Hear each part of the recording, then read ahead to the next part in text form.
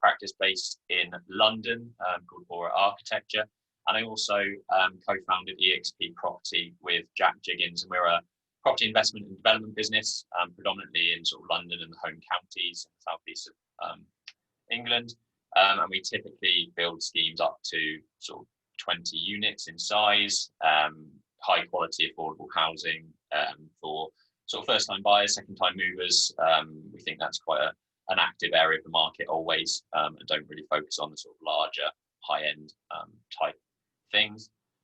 So that's kind of a brief overview of who I am and what we do. Now, as Brendan said, I am a sponsor, so it would be silly of me not to just plug Aura Architecture and what we do. So briefly, we work with private homeowners on your sort of typical house extensions. We help people build their dream homes, work on large scale refurbishments. We do the odd basement project in sort of Fulham, Chelsea, Kensington area. And we work with property developers. So that's one thing that we're very good at because of my background from the development side of things, and coupled with EXP Property. We're very good at maximising value from property developments. So we work with a lot of SME developers up to sort of 25 units to really kind of squeeze as much square footage out of them as possible.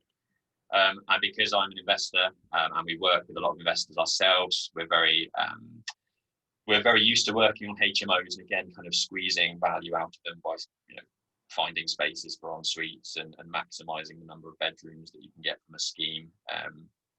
So that's the sort of brief overview of what we do within Aura Architecture. So if you'd like to discuss any projects with me that you've got coming up, please do get in touch.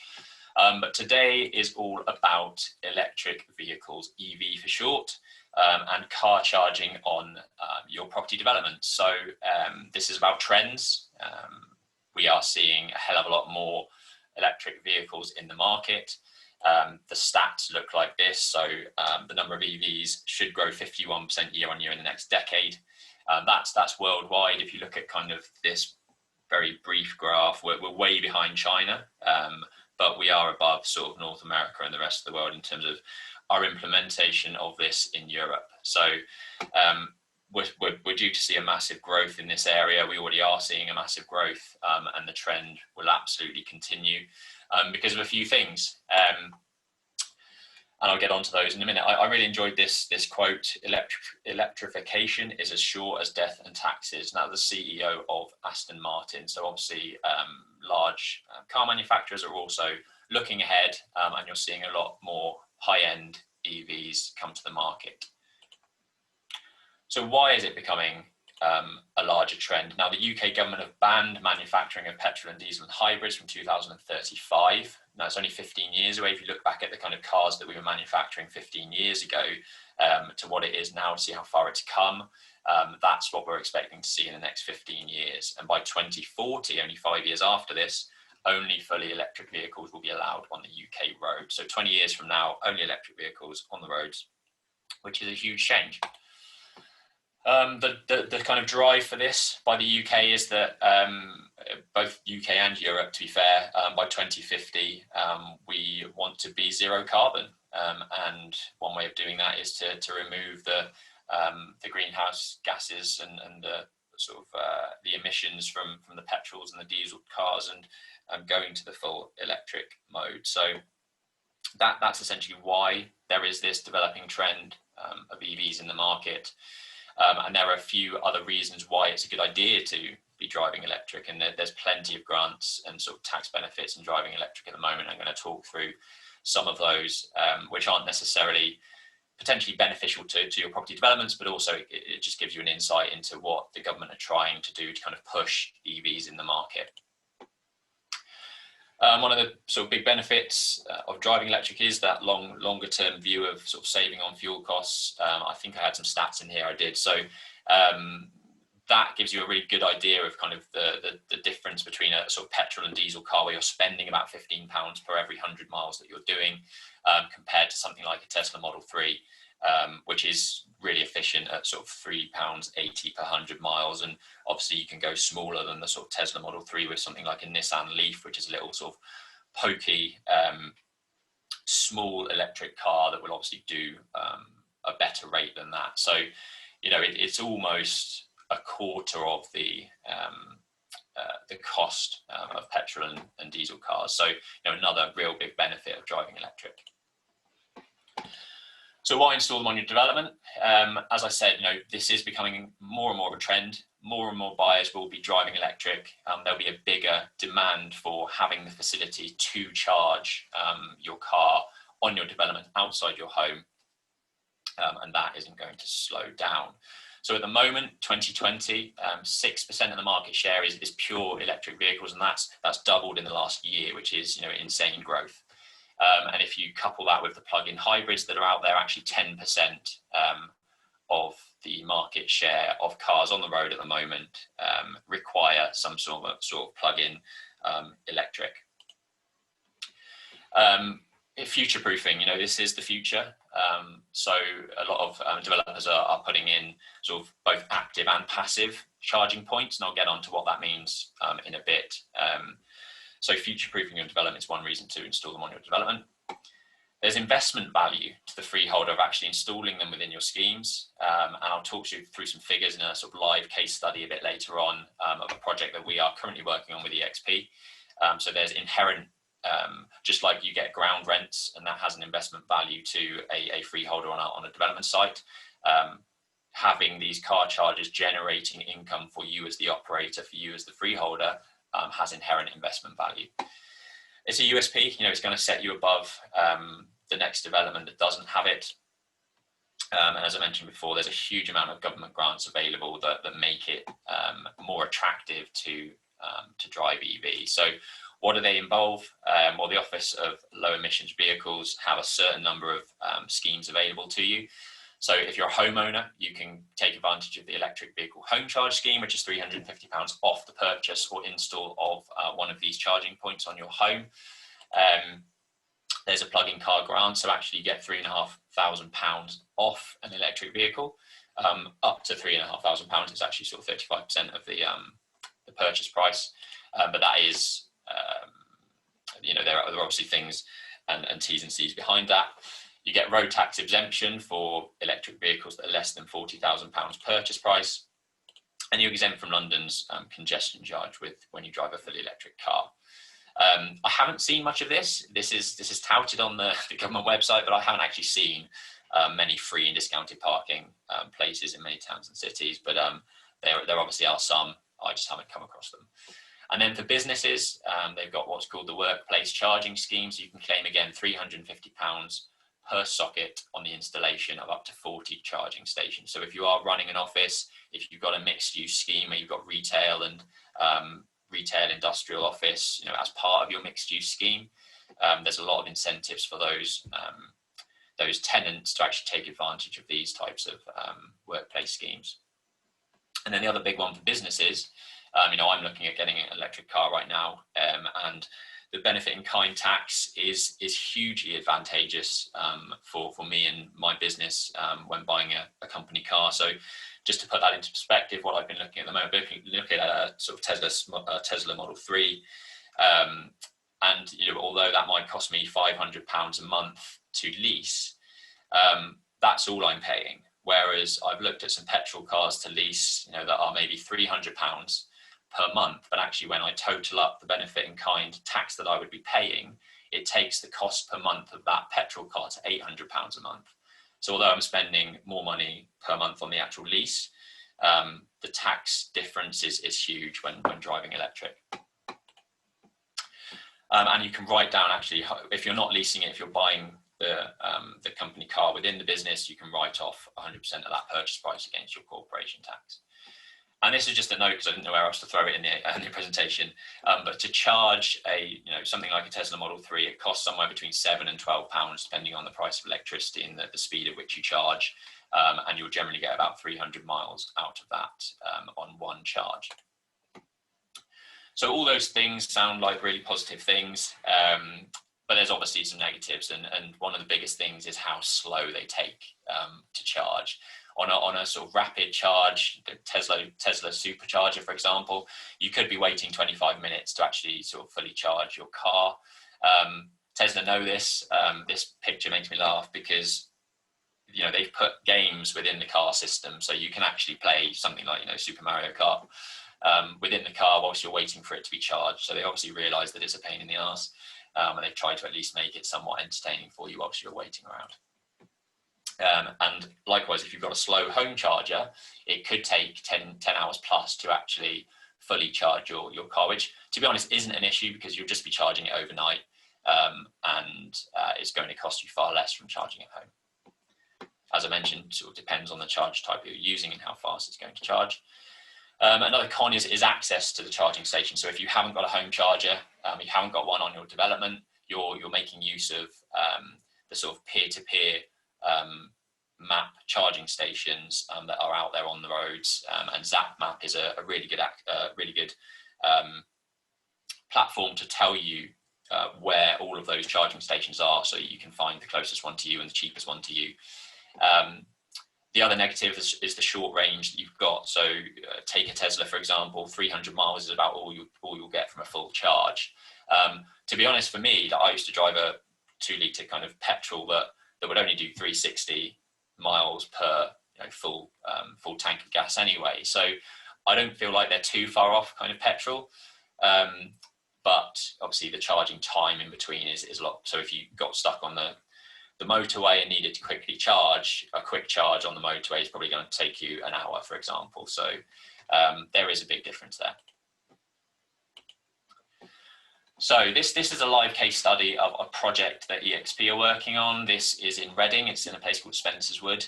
It's a mixed-use development. You'll see on the right-hand side that there's a sort of 3,000 square foot office at the back of the site, which I'm circling here. If you can see my mouse, I'm not sure if you can.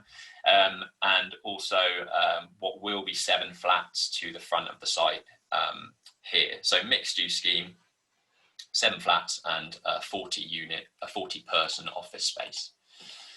So there's 21 parking spaces within this site. It's all hard standing, and we can get 10 spaces at the front for the resi and 11 spaces at the back for the office. So we were looking at options of how to kind of introduce EV car charging to the site, and decided to bring a kind of mix of active and passive stations. So basically an active point is where you physically got the charging pod station where you can connect up at any point, and the passive connections basically means you're allowing for you're installing the future infrastructure to then just bolt on an additional charging station as and when necessary. So it's not there yet, but it's ready to go as and when you have the need for more charging stations on your site. We wanted to make sure that actually all of our pods, all of our charging stations could be used by anyone. So if we're integrating into that ZapMap sort of peer-to-peer structure that I mentioned earlier, we can take advantage of general people on the roads can find our charging stations, and we can make some money out of them using our charging stations to pop in and charge their car. And we had to look at the back office management. So obviously all of the software that comes with the charging stations. There are various options out there. Some charge per point, some charge like a yearly fee. So actually that's all key things that you need to think about when looking into the management software and the ongoing management software of the stations. So here's, I guess, the interesting stuff that people want to know about. How much does it cost? Actually, are you going to get a return back on the investment that you've spent? So we got quite a few quotes for the installation at our site, and sort of generally it worked out about £1,600 per point. That's supply and fit. So that's them coming in, installing the relevant infrastructure, installing the small foundations for the pod, for the charging stations, installing the charging stations, and everything that goes with it, including the management behind it. So from a developer point of view, what is the cost? What is the margin that you're going to be making on these points on your sites? So essentially, you typically be buying electricity from the grid at about 12p, and then the charging station network around the UK can vary anywhere from sort of 30p up to 54p in some situations. Now, I don't know if any of you watched Top Gear at the weekend, but the pod that Paddy McGuinness used up in Bolton was 35p per kilowatt hour. So actually significantly more than kind of what I've shown as the sort of minimum average here. So you as the developer can choose what you charge back to the people using these pods. So, I would typically say, and what I've seen from developers is they're charging 20 to 25p per kilowatt hour, which is pretty much a 50% increase margin based on the fact that you're buying it for about 12p. Now, it's worth noting with some of the rapid charging points, you actually get charged a one-off fee every time you charge your car. So it can be significantly more expensive to just drop into a local petrol station, for example, and charge your car at those places. Whereas if the users are charging their cars on your development, you could still be making a decent margin, but it's going to be costing them significantly less than it would if they were just popping in to somewhere off the motorway, for example. So you could be making 6, 11, potentially even more profit, 6 to 11p for every kilowatt hour that's being charged on your platform. So that might not mean a lot to you, but I'm going to talk through kind of how that actually does work into the profit and the return that you're going to be getting on your scheme. So take our case study, for example. We've got 21 car parking spaces. Now, you heard me say earlier that 10% ownership currently in 2020 is where the ownership lies in terms of market share. So obviously there's a lot of variables to this. I've tried to put as much logic to it as possible to figure out kind of what we want to install on our site. And this is what I've got to. So, 10% ownership, 21 parking spaces, 2.1 EV car parking bays that will be used at any one time, but they won't necessarily be charging all the time, and they won't be because they're not going to be commuting long enough to need to charge their car every day. So in fact, the calculations that I've made in the background, only one charge will be needed every 9 days. So from a developer profit perspective, every charge will make you almost £8 profit. So that works out to be £319 profit per year. So for the outlay on the 2 charges at £1,600 a point, it's actually a 10% yield that you're making on that installation. So not to be sniffed at. And I'll talk through some other numbers, which is more relevant to the developer and the investment value that it has on the freeholder. So yes, you might be making a 10% sort of yield on that installation, but when you look at that from a ground rent investment value perspective to the freeholder in a similar sort of ground rent equivalent, if you've got that income coming in every year to your site, even assuming like a 7% rate, I mean, realistically, you should probably be taking 5-6% based on sort of the investment sort of cap rate that you'd be getting from it. You're adding almost £4,500 to the value of your development, and you've only installed it at £3,200. So, for me, there's a significant return in adding these EV car charging points to the development, aside from all of the other benefits and the trends that we're seeing with EV car charging. So I won't go into all of that because that's essentially what I've just pulled those figures from. I've looked at a sort of 10-year return, 10-year case study of kind of how I see things playing out in terms of demand of even more sort of EVs requiring these things. So essentially where we've ended up at is installing 2 active chargers with the facility to integrate passive charging for sort of 6-7 additional units, depending on the cost and the need as and when necessary over the next sort of 10 years. I mean, that's it really from me. A sort of brief insight into kind of EV charging and the benefits that you can get as a developer. If anyone wants to have a chat about sort of those figures, if anyone's got any insight into what they're doing on their developments from an EV charging perspective, I'd really like to hear about it. And yeah, if you want to contact me to discuss that, then that's my details on the screen. So yeah, thanks for listening. Brilliant. Ben, I know we had some questions. Ben? Yeah. Okay, I didn't see those. Yeah, so one come through from, I think it's Hayley. Sorry if I pronounced that wrong. And she's asked, does that cost include getting the power to the cab? Yes. Yeah. So that's all the infrastructure on site, including the supply and fit of the charging stations.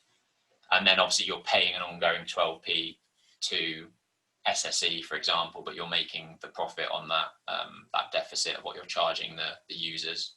So yeah, £1,600. I mean, and to be fair, the that's based on quite a small number of charging points. If you've got a development of 100 units, for example, you're going to be lowering that installation point to £1,200–1,300, for example, where you've got value of scale. Perfect. Thank you. Brendan, I think you were going to pass on then and do a couple of shout outs. Yeah, I am.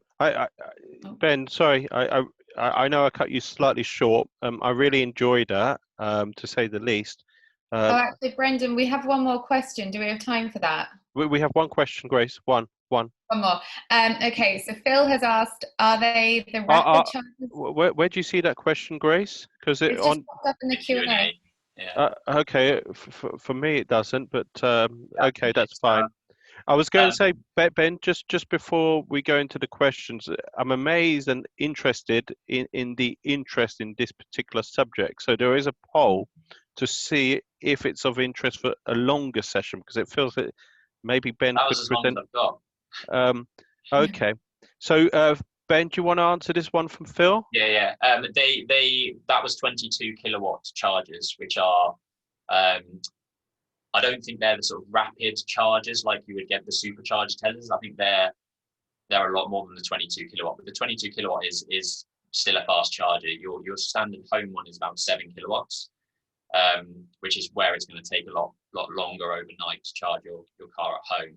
But 22 kilowatts, if you imagine a battery, so a Tesla battery, for example, is about 90 kilowatts in size. So at 22 kilowatts, it's going to take you kind of 4 hours to charge fully.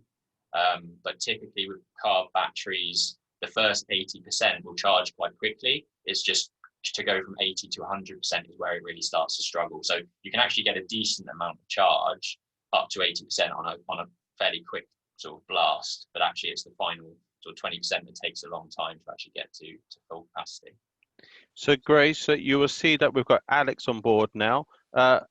Alex, I'll try to unmute you. There, brilliant. So what I've suggested today to get you involved, engaged in the conversation, is offered a 25-second shout out. I know it's not a huge amount of time, but we're going to kick off with Alex. And if there's anyone else, do put your name into the chat box. So Alex, over to you.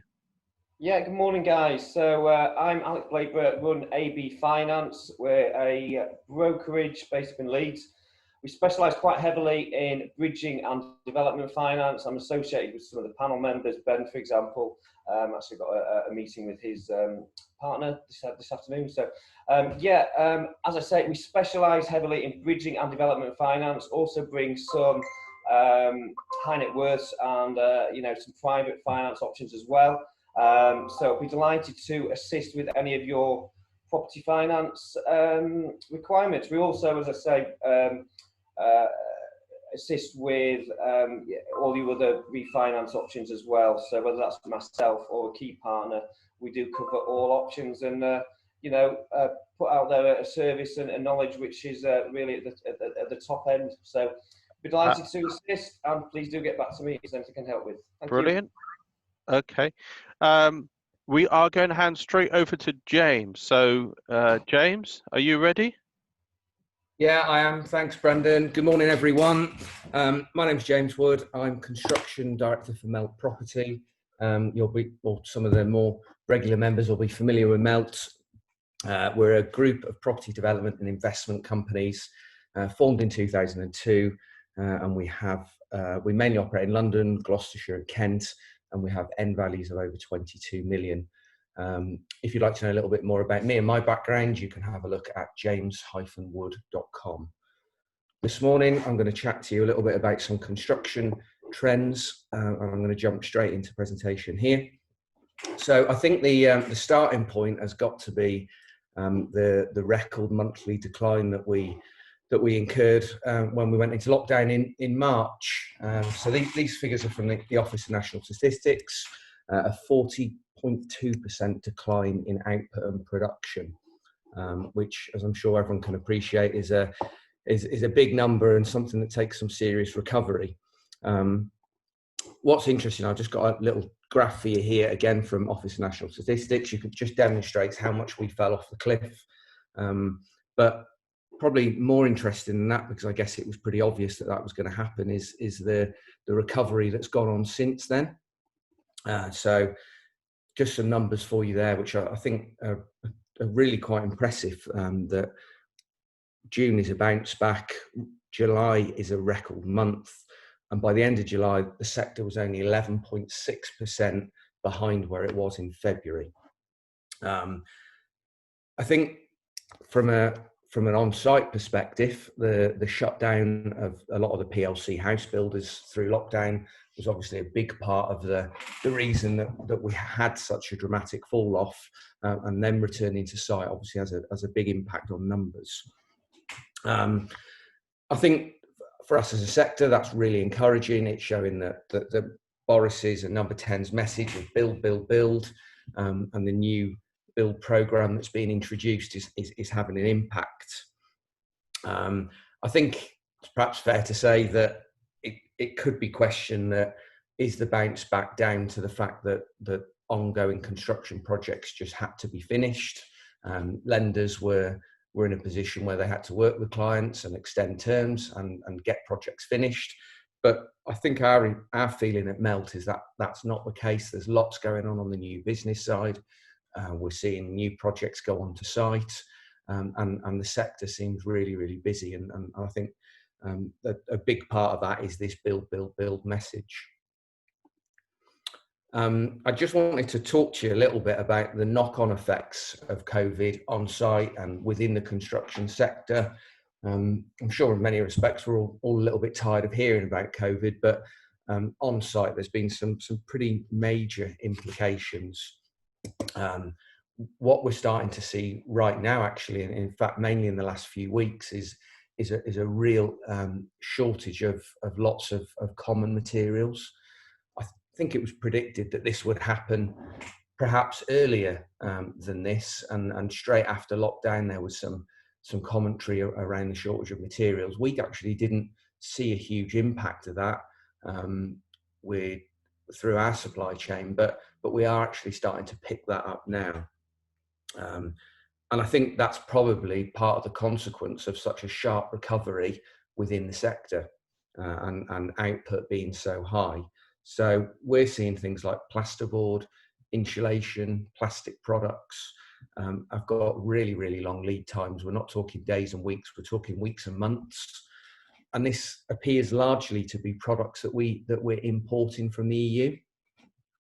So I guess countries such as Italy and Spain that had the earliest spike of COVID and the earlier shutdown of their production facilities have used up the supply and stock that was held, and now there seems to be a really slow recovery in getting back to full production.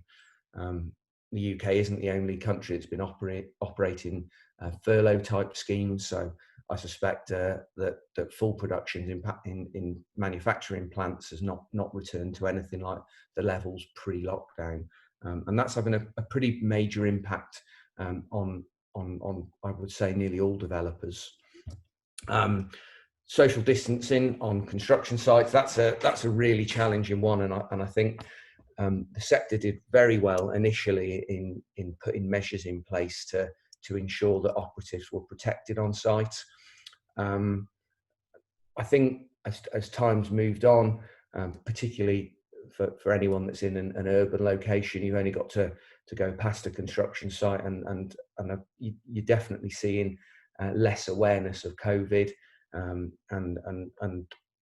actually doing the job on a day-to-day basis, and ensuring social distancing is very difficult and at times almost impossible.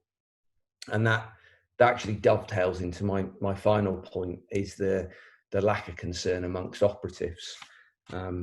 I think this appears to reflect the general picture across the country, where younger people in particular appear to be much less concerned about COVID and the impacts on their health should they catch it. But obviously the issue is that as they may carry without any signs of COVID or any major health issue, it's the transmit of the virus to other operatives. And so what we're finding is it's a constant battle to reinforce the message to our workforce how important it is to maintain distancing, hygiene practices. But it is a major challenge for anyone that's spent any amount of time on construction sites over the years. Even getting people to wear a hard hat, high-vis vest, mask or goggles is at times a losing battle, and unfortunately this is no different. So I'd certainly urge developers to be working with their construction partners really closely to ensure that we continue to maintain vigilance of social distancing and working with operatives to make sure we're looking after each other. Just thought I'd talk to you about the immediate future and where we perhaps see things going in the next few months. One of the biggest things for us at Melt Property is trying to keep a control of error and waste. Construction costs are only going one way, and as they have been for many years. And the only real way that we can keep control of this cost spiraling out of control is to work on error and waste. So here's another chart from the Office of National Statistics that's just been released. It shows you the pattern of continually increasing material prices, way above inflation, and as you can see over periods of time, the spike.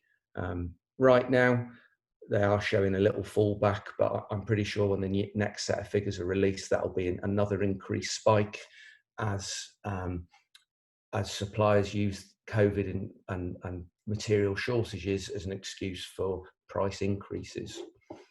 I think what's important for developers is to understand these cost increases, because buying a project in say 2020 and not looking to get on site till 2022 or 2021 or even longer, it's just factoring into your appraisals the cost increases that you're going to incur during that period, from acquisition to either tendering, awarding of a contract, or in fact building it out yourself. Now this slide here, you might see some similarities to the last slide, where I've just flipped the data just to give a feel of what this actually means to you, the developer. And what it means in reality is that rising costs and wastage reduce your profit. And I think that chart kind of brings things to life, that over a period of time, and we're talking about a 10-year window here, in fact 20-year window, cost is continually increasing, and if you combine that with waste, it's your profits that are being impacted. And just a little interesting pattern there is this is looking at the global recession in 2008, and we can just see that all of a sudden costs have dipped a little bit, and we're starting to think, well, maybe there might be a bit of a slower pattern of cost increases, and then all of a sudden, quite quickly after, all of a sudden costs have spiked again. And I'll just flick you back to that previous chart. Here we go, costs coming down, everybody thinks it's going to be quite steady, and then all of a sudden we're on the increase again. So really big issue in the sector that we're on site. We're trying to work to appraisals and development budgets, but we've got this constant battle of price increases. So just to sum up for you, I think the absolute key in the current climate is that developers, we need to manage, plan and execute the projects a bit more thoughtfully. We need to make sure that built into our appraisals that we've got fair amounts of increase for material and labour cost increases. At the end of each year, I dread opening the post in December, because we will have letters from nearly all of our supply chain informing us of the price increases that typically are from 4 to 10%, and that is year on year. So I think that's a really big message coming out of current construction trends, that we're starting to see cost increases across developments. And that's all from me today. A massive thanks. We are going to hear from Thomas now. as soon as I promote Thomas to, let me just see if Thomas, can you hear myself? I've just tried to promote, I might have to promote you to panelist. So Thomas, let me just go to a main screen. Thomas, can you just switch on your screen, please, if possible? So let's see if we can do this one swiftly, otherwise it will be after Manish's presentation. So Thomas, if you are able to switch on your screen, let's give another 10 seconds. I think we're going to wait, Thomas, until, let me just unmute you. I'll just wait, Thomas, final chance. Okay. Hello? Is that Thomas? Yes. Can you Can hear you me? switch? Yeah, I can hear you, but it's better if you've got your screen switched on. Yeah, I apologize for this. I've got a new laptop, and there's something going on with the camera, and I can't seem to get it on, unfortunately. Okay, I've been okay. trying to fix it, but do you mind if Your I just voice close is out the camera? your voice is sufficient. So let me just switch to 25 seconds on. So starting now. Okay, awesome. Well, my name's Tom. I'm a property investor who is based in Wales. I invest in properties in both the Midlands and in Wales itself as well. I don't know if you guys know about Wales, but there's some amazing opportunities for all types of, residential property strategies like HMOs and BRRRs and all that kind of stuff. Upon my travels, I've come across quite a lot of deals, which have a price range and stuff that is not within my criteria. So if anybody is looking for anything in Wales or the Midlands, then just drop me an email. My email is thomas@bowenandbale.com. Okay, Thomas, that's it for the moment. So let's switch over to Manish. So thank you. Manish, are you ready? I'm ready, Brendan. Okay, let's get ready then. And if we can get your slides up. I haven't even given a huge grand introduction to Manish from Invest Like a Pro. I love the domain for starters. Manish has been in the city, worked in the city for the last 18 years. As I say, one of the qualities about Manish is that he can explain things which are difficult in simple terms, and I think that's a great skill to have. You know, I hear so many people talking, I'm thinking, what are they talking about? Because they can't explain it to everyone. Yet Manish has that skill set where he can explain. If there's anyone else who does want a short 25 seconds, but you are on timer, so just to let you know, it is 25 seconds. But Manish, over to you. Thanks, Brendan. Thanks for that introduction. Can you hear me okay? Sound check? Yeah, okay? loud and clear, loud and clear. Perfect. Okay, I'm just, hopefully you can see my slides. That's all okay? Yeah. Yes. Good, perfect, okay. So,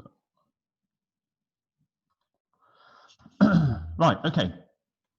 So Brendan's asked me to come along and talk through, the market, the investment landscape, market update, which I've done a couple of times before on Brendan's events, and I just thought I'd give an update because it's been a few months, and I've written about my views, but it would be good to kind of go through my views on a sort of presentation like this, and this is all fresh content and it's all updated.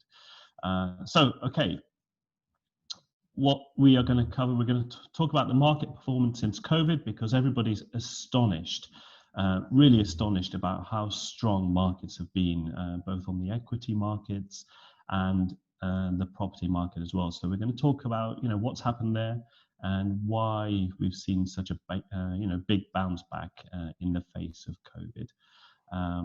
What drove these asset classes? We're going to focus on stock markets and property today, and what's really been driving those markets. And I guess the more important thing is what is the outlook? What are the key drivers for the outlook for those markets? And the huge question, which I get asked all the time, and I'm sure all of you who are investors in property or stock markets or whatever, you're asking yourselves this question: what is your strategy? What to do now? Right? We've had a bounce back, kind of against everybody's expectations. So where does that leave us now? So hopefully I'll sort of try to address some of those questions. in this. I just want to also point out, none of this is investment advice. Your capital is at risk. And so, you know, this is just purely information based on my views as I see it right now. We're not going to be talking about individual stocks or advice on any specific investments. We're going to keep it fairly top level, high level, and we're going to keep it fairly macro, okay? So quick background, Brendan's already given my background, so I don't need to spend too much time on this. I am a full-time or ex-full-time investment manager, and now I'm in the city on a part-time basis. These are some of the names I used to work for on a full-time basis. As I said, I'm still there on a part-time basis, but most of my time now is spent doing property and property investments and property finance. So see, these are some of the projects I've been involved in, a couple of development projects here on the left. I also own a portfolio of HMOs and single buy-to-lets.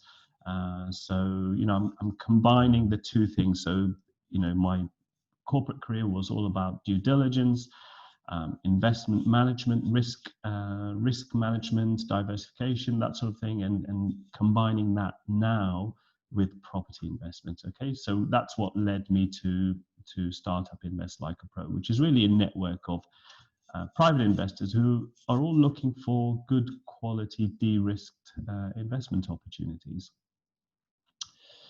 So the stock markets, this is what's happened. So these are the main indices that, you know, we might be interested in. S&P, that's the US index. NASDAQ is the more tech-heavy index in the US, and the FTSE 100. So peak to trough. So this is how much markets fell. Okay, and the bottom was around March, middle of March. So they fell up to 35% from their peaks earlier in the year. So huge declines. But then we've had a huge bounce back since those declines, since the bottom. Look, see in the blue column, the S&P is up 50% since the bottom. The Nasdaq is up 61%, and the FTSE is a relative underperformer, but it's still up almost 20%. Okay, so year to date on the right, we're actually up on the year, and the S&P is almost at all-time highs. The Nasdaq is, I believe, at all-time highs, and the FTSE's got some way to go to catch up. But the point is that the markets have had a huge bounce back. Okay, so what are the factors behind that? So QE, liquidity. We had since COVID, we've had huge support measures by central banks. They've been flooding the markets with liquidity, and that has a big impact, which we'll come on to.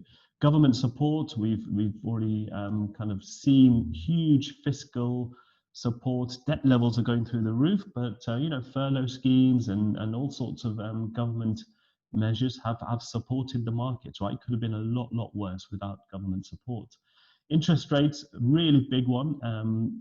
Interest rates are down to almost zero everywhere around the world, and that has a huge beneficial impact on stock markets and property. Tech stocks have been flying in the US. So, you know, one of the flip side of COVID is that, or the flip side of the retail sector, I guess, is that tech stocks have done well. So the Amazons and Google, Netflix.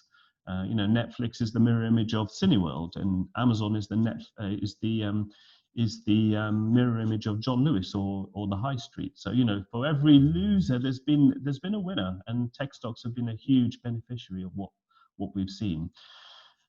And the other reason is vaccine hopes. Okay, so there are ongoing hopes that we will see a vaccine at some point next year, and related to that, you know, we've seen a second wave, but it's not been a deadly second wave yet. Okay, so all of these things have combined to give an impetus to the stock markets. Likewise with property, this is UK property. All of these numbers are from Nationwide. So this is just a chart showing the annual percentage change. Okay, so month by month, the year-on-year percent change in UK house prices. So we see, go back to the end of 2019, we had that Boris bounce, and all the way from December to March this year. And we had COVID, we fell off, and then we had a huge bounce back since then. Okay, so a bit of a roller coaster ride for UK house prices, and that's reflected in the fact that the UK housing market is now at an all-time high, right? Prices have never been this high. And again, people are astonished as to how this could be in the face of unemployment, GDP, etc., etc. Again, interest rates are a huge beneficiary for the UK property market.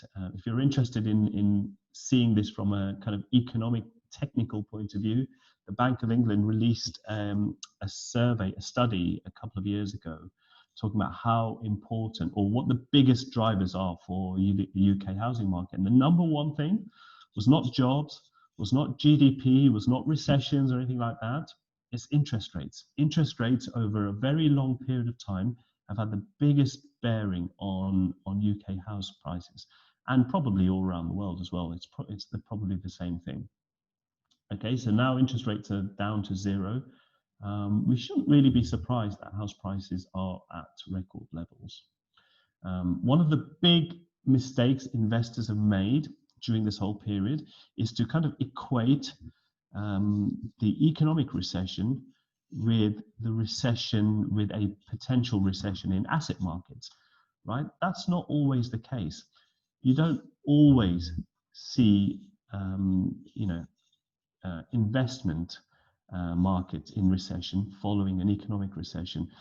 There is not always that connection, okay? In the longer term, there should be, but in the short term, it's far more important to be looking at liquidity, availability of credit, interest rates. These are the big drivers that drive house prices and stock markets in the short to medium term. Again, QE liquidity has been hugely helpful. Stamp duty holiday has clearly been helpful for the UK property, and supply and demand.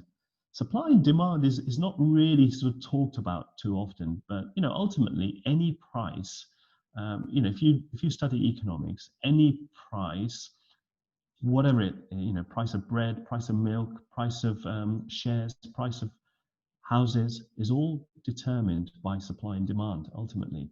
And we've already heard from James Wood earlier about the fact that construction activity had come off during COVID, and that's reflected in this chart here. So I borrowed this from, I don't know if Daryl Norkett's on this call today, but Daryl published a study by the Ministry of Housing the other day on LinkedIn, and I thought it was really good. It's not really talked about very much by people, and this shows the impact of COVID on completions, housing starts and housing completions in the UK. And we've had a huge tail off, in Q2. So construction fell by 52% quarter on quarter, 26% year on year. So that ultimately has an impact on how many houses are going to be built, right? So the current run rate as of July is 147,000 new homes to be built in the UK. And what do we need? We need the numbers vary, but anywhere between 200 to 300,000 new homes we need every single year just to fulfill demand. Okay, so we all know about the supply and demand imbalance, but this is just going to exacerbate that whole imbalance, and it supports house prices. So interest rates we've talked about are low, and I would say they're low and will stay low for an extended period of time. Okay, this is what's happened to interest rates in the UK.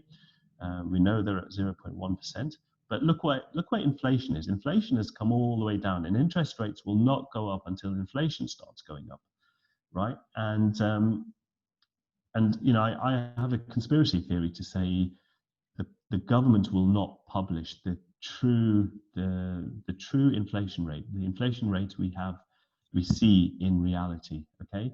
Because it's in their interest to maintain interest rates at low levels, okay? They are the biggest debtor in the country. And if they all of a sudden start showing the true inflation rate, which incidentally, I think it's more like 5 or 6%, if they start showing the true interest rate, there will be pressure for interest rates to go up if they start saying inflation is actually more like 5 or 6%. So is inflation really that low, as the official data suggests? I'd say no. In fact, when I was looking through, and I was doing this presentation yesterday, looking for some slides, I came across this. This was kind of breaking news yesterday. So UK inflation expectations hit almost a 7-year high. This is a monthly survey done by Citi and YouGov. Okay, so what this is saying is, this was a survey conducted from ordinary people who actually expect 12-month inflation to be at 3.2%. And on a 10-year basis, they expect it to be 3.6%. Now, that's completely different from the official numbers. And actually, it's more in line with what we see on a daily basis. I mean, I had a bill from BT the other day for my phone and TV package, and it's, they're hiking prices by 12, 13%. And it's the same wherever you look. If you look at food prices, you look at your insurance. I had my insurance renewal up, 15%. Construction costs, as we've just heard from James, labor costs, all of this. In reality, inflation is a lot higher. Okay, so what does that mean?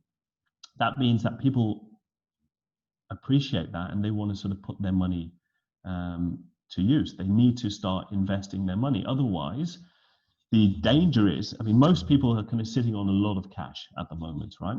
And they think that they're a bit cautious about the markets, and mostly people have been wrong. But what they don't appreciate is the bigger risk is from inflation. So if you're sitting on, say, £100,000 in cash, what you don't realize is your capital is being eroded by £5,000 to £6,000 every year just by sitting there doing nothing. Okay, so for me, that's the bigger risk. So going forward, okay, so the big question is, how does the investment landscape look? So we've got a lot of liquidity, everyone's sitting on a lot of cash. Individuals are, people in their pension funds, big institutions, big pension funds. Warren Buffett is sitting on like 25% cash. He's been very cautious. He's been wrong. He might be right going forward, but he's been wrong so far for a number of years, actually. Interest rates, I think, will stay low. They are low now. They'll stay ultra low for a long period of time. Cash and inflation, you really got to take into account cash rates and the inflation, the impact that's having on your capital. Underinvestment, there's been huge underinvestment because people are cautious. Here's some data I picked out the other day. So this is from JP Morgan. They did a survey of big pension funds and big institutions, and this is how much, as a proportion of their overall capital, how much they have in equities. And this is close to all-time lows, and this number is probably even lower now with COVID. So people are sitting on a lot more cash, and they're less invested. They're underinvested in risk assets like equities. Okay, so this is replicated across the world, not just small investors, big investors too. So the big question really is, what do I do? I get asked this question a lot from my investors almost on a daily basis. Where do we stand? What do I do right now? And as I said, I can't really sort of give investment advice, but there are 3 options open to you. So number 1, wait for the dips. Everyone seems to be waiting for the dips or the correction or the crash. Everyone's trying to be really cute about things. Oh, the furlough is going to end in October, and stamp duty is going to end in March, and I've got a little window in January, February to invest because markets are going to correct. And look, people have been saying this all the time, right? And certainly for the last 6 months.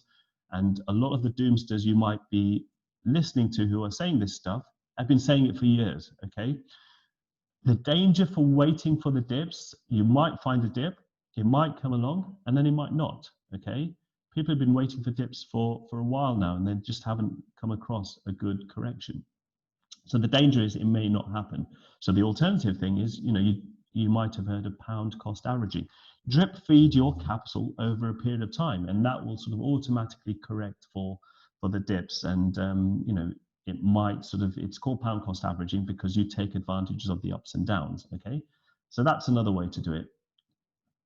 Or, you invest at the safer end. So look for kind of lower risk assets, which also give you capital growth and good returns. Okay, so one of the things I've been doing more and more is investing my money into secured loans, and that's something, you know, gives me a lower amount of risk and a higher amount of returns for capital protection. So these are some of the options you can be doing, but just be aware of that, the impact of inflation, because it's a lot higher than most people appreciate.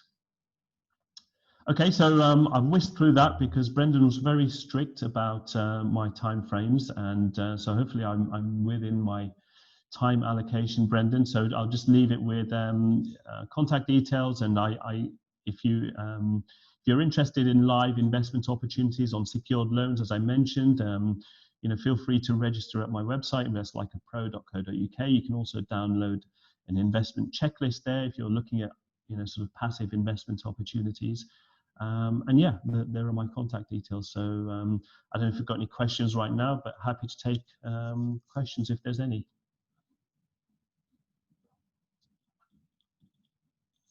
Thanks.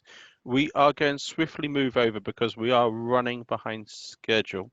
So Oliver, have I made you on board? Have I promoted you to panelist?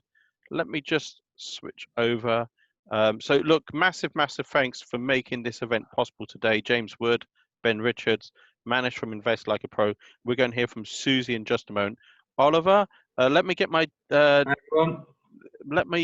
my stopwatch out. It's literally 25 seconds from, well, you can start now. You get an extra few seconds. Hi everyone, Oliver McKinven. I just thought I'd jump in. I'm an electrical engineer by trade. I do a bit of a property investing as well, but talking about EVs, if you want to talk about energy or infrastructure, I've been involved with it for about 20 years. Yeah, you can find me on LinkedIn or at olivermckinven.com. Happy to help or discuss energy or development. Brilliant, thank you. So look, we are going to hand over to Aaron. We haven't heard anything from Aaron this morning, which is unusual. Morning, everyone. So, Aaron, hi. You know me as the host through. I'm here from Aparo. We're people driven, but algorithm enabled and property development company. So what we do is we, you know, find needles in the haystacks using our algorithms well in advance. So, you know, a couple of people that I know here online. So if you're interested in seeing what we see from a property development point of view, come and say hello. Okay. And Aaron, what about my upcoming events? That's the second thing I will say. We do have a couple of upcoming events. So on the 22nd of October, for example, we have the evening panel. It's going to be chaired by Gavin. We have David Sanderman. We have Bun Finance. We also have Jack Jiggins, who is Ben's partner from EXP, who will also be joining. And don't forget, also at the beginning of November, we do have another trends thing. So hi, there we go, Jack. Hello, Jack. How are you? I'm not sure how Jack did that because I didn't make Jack a panelist in this event. So Jack's worked out a hack. Coming in, I don't understand. Yeah, I haven't made Jack a panelist in this event. So it's you, Jack, I think I have actually. Jack is chairing the panel. Or it's not a panel, it's November the 3rd, in fact, which is the next Trends event.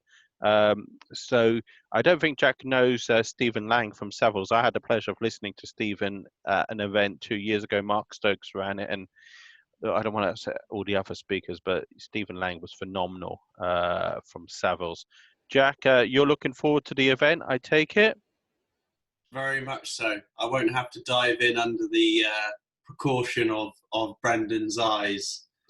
I'm invited to that day. No, very much looking forward to it. Grace, I know you're going to introduce Susie, so massive thanks for Grace being on board this morning. Grace, you're looking forward to next week, next Monday, because you're co-hosting with Aaron the event, which is focused on. Do you want to say any final words? Good fun. Me and Aaron co-hosting. What a time! Yes. So next Monday evening, isn't it, at 6 o'clock? I think 6:30. I hope. 6:30. We've put 6 o'clock in my diary, but I'm assuming that's because you want me there extra early, Brendan. But next Monday evening, we've got, I guess, the Property Awards Showcase. So all award winners will be presenting. So everyone who's presenting has won an award of some sort. And they'll be talking through a little bit about the award that they've won and the deal that they won for, but then also kind of that was where they were and where they are now. So we've got Ruth Hobbs, I think you went through the list earlier, Gavin Gallagher, and a few others as well. John Howard, for example, Stuart Scott, Paul Higgs, 6 in total. The magic 6. Boris likes the number 6, so I thought we'd keep it as 6. Oh, good old Boris. So Boris isn't joining us on the evening, though, as far as I know. Not yet. So he hasn't confirmed. We can see. Well, I'll send an invite to number 10, and we'll see what happens. Grace, you've got an invite yourself, haven't you, for Construction Week? Is that correct? As a nominee for an award? Yeah, I'm up for a Construction News Award. So I'll find out on my birthday on the 26th of November. So they've changed the award ceremony date. So for your birthday. So that's lovely. Yeah. So either way, I'll be a little bit drunk. So we'll see what happens. But it'll be a good evening. So, okay, brilliant. So we're going to hand over to Susie. Any words of Grace before I be quiet? Well, I think it's probably better that Susie introduces herself, but I think Susie's going to talk through the commercial trends and that she's seeing at the moment. So I'll hand over to her. Good morning, everyone. Thank you for having me. So just a brief introduction. I'm a chartered surveyor. I've been involved with commercial property for well over 25 years, both in the corporate world as an investor. So I'm going to update you this morning on some trends in the commercial property market. Obviously, pretty fast moving market at the moment. Every sector is behaving differently. So it's really interesting. This is the first kind of recession that I've seen where every sector's kind of behaving slightly differently. So we all know about what's happening to retail. Office investments are obviously challenged from home working at the moment, and industrial are pretty much booming, but I'll kind of go through some of that now. So first thing to say is that the Secretary of State has announced that going forwards, all conversions, permitted development conversions, need to comply with minimum space standards. Now, it's just to point out there's no legislation around that, and we don't know when that's going to come in. But obviously, if you have a commercial to resi strategy, you need to be very aware of that. And it as I say, it's not happening at the moment, but it probably will do in short order. Big news in the retail sector. The billionaire Issa brothers, who are kind of well known for petrol forecourts. They're from the northwest of England. They've bought Asda for 6.8 billion. They had a bit of cash behind the sofa for that one. Interesting, actually, other than the size of the deal, interesting what they're going to do with Asda, because there's definitely an argument to say that shopping has moved more online, more convenience-based. So it'll be interesting to see kind of where their angle is on Asda. So expect to see some changes in strategy there. This one's an interesting one. So property funds. So what I'm talking about is pension funds who are open to investors. So you can basically buy a property or buy part of a property in a pension fund by investing in that fund. And what happened as soon as COVID hit was that everyone tried to get their money out of the funds. And so therefore, the property funds put the gates down on the funds, and they said, well, look, we can't pay you all out. Otherwise, we're going to have to fire sell all our assets. And as a result, a lot of the funds are still gated, which means that they're closed for investors taking their money out. Obviously, that happens in markets where people are panicking. Some retail funds actually recently have opened their doors quite quietly, and there wasn't a massive rush, but the funds are still kind of anticipating that there will be a rush. The commercial property market is definitely now looking to Brexit. It's always been the biggest threat, I think, for the commercial property market. So Brexit is definitely something on the horizon the commercial market is looking at. And this material uncertainty clause is important for all commercial investors. And if you're a commercial investor, no matter how big or small, this is important. So when COVID hit, the RICS basically said to all their valuers, we don't know what the hell's happening in the market. So you basically have to put an opt-out clause or a kind of caveat emptor on your valuations, which basically say that we have no idea what's happening and we're doing a valuation, but we genuinely don't know what's going on. The RICS in early September recommended lifting that on valuations. What that means is that kind of some valuations are now crystallizing, whether they're good or bad. So in the retail sector, some shopping centre valuations, for example, some retail valuations are definitely now crystallizing and falling, slightly different in other sectors. This is just one sector of office dwellers, but the property industry, so, you know, surveyors, property agents have all said that they're still going to go back to the office, which doesn't surprise me because they're a very sociable lot. I'm not sure that's going to be echoed across other sectors. I know the banking groups, for example, are saying that they're not going to send a lot of their workers back to the office, but the property industry certainly seems to be kind of gung-ho and ready to send people back. The purpose-built student accommodation sector, we've all read the headlines about what's happening there. People arriving in students arriving in halls and then not being able to go out because there's COVID cases. Obviously, they're now on lockdown alert, and students are now calling for refunds, tuition fees refunds. I doubt very much whether the government is going to allow kind of whole-scale refunds of tuition fees, because the government, that's yet one more sector the government is going to have to prop up. But we'll see whether there's an outcry on it and whether they kind of buckle on that one. So some question marks over that sector.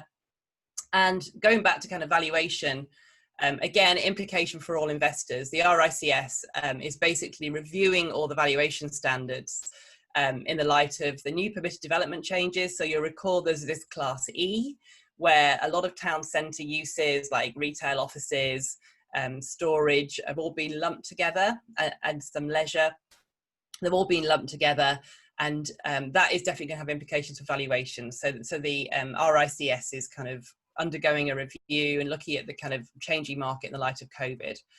So I'll kind of watch this space for that one.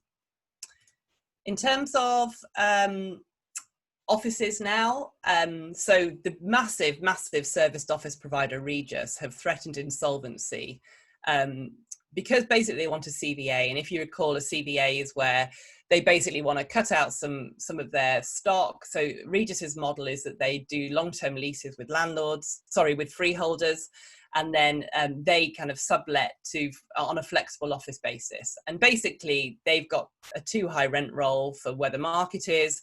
They want to hand some back to landlords. And so this is once more an operator's really cynical attempts to wiping off their rental obligations through a very legal loophole, which I don't know, depends on your view, but in my view is pretty immoral in terms of the way you're doing business.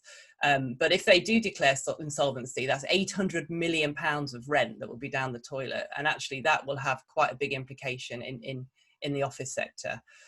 In terms of, this one's a really interesting one. So I've been talking for some time about how I think that there won't be the end of the office, but that organisations will have a smaller head office, but they will look at a more of a regional hub model.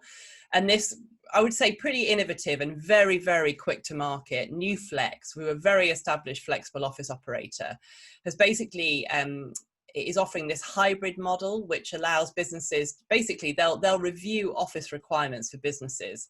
They'll allow smaller head offices, but these kind of regional, suburban micro hubs. And, you know, I think this is really, I think their speed to market is very impressive. And I think this is going to be a massive trend going forwards.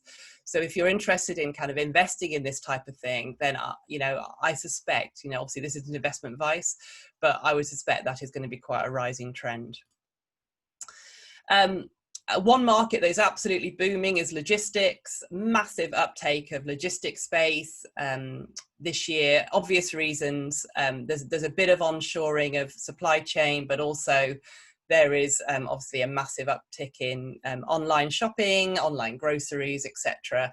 And what's interesting is that logistics operators are now kind of anticipating that a lot of the space they want will be taken up by residential developers within the next 5 years. So actually they're really, really keen to to kind of snap up space, so that they're kind of buying a lot of space. And that's what's happening in London retail parks. So all the London retail parks I've seen that have been for sale have gone for massively high prices because, first of all, house builders want to buy them, but second, logistics operators want to buy them. And that is a very London-centric trend. So that is very much in the capital only. And I just thought I'd end on this one because it hasn't happened in my lifetime yet. As a woman in the property industry, I used to go to industry events where I was kind of one of 5 women in a room of 1,000 men. There is now a woman chief exec at Hammerson, which I think is definitely needs to be celebrated. So Rita Rose Gaguinet, my French is dreadful, but yeah, a very well established property company retail boss. So that's really good news. So that's everything from me. Thank you for having me. If you're interested more in commercial property, please do look at my website, www.commercialpropertyacademy.co.uk. So, Susie, I just want to say a massive thanks. Grace, any final words? No, I think that was just really interesting. So thanks, Susie, for that. And good final bit to end on there as well with that new appointment. So no, that's all from me, Brenda. I think it's a really value-filled event today, and I'm looking forward to next week on Monday, the awards showcase. So look, I just want to say massive thanks to my sponsors, because without my sponsors, these events wouldn't be possible. Do get in contact if you're interested in being a sponsor for either the monthly events, which are virtual at the moment, or for the summits going forward as well. So look, I just want to say a massive thanks for Grace taking time out this morning, and Aaron as well. And look, I can go on and on, but for the moment, it will be thank you.